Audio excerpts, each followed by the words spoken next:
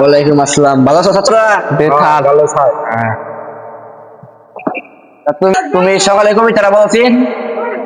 সকালে উঠে আমি মনে মনে বলি সারাদিন যেন আমি ছেড়ে পিছে ঘুরি। Oh my god. বলেছি মানে হ্যাঁ আর বাড়িগুলো বলেছি স্যার বলেছে, কবিতা বলতে বলছি স্যার বলেছে, হ্যাঁ বলেছে স্যার।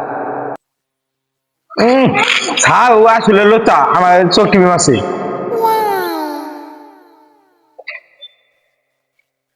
তাহলে আমি আচ্ছা আমার ও খেলা আদেশ আদল খাওয়া যাবো কা খাইব না।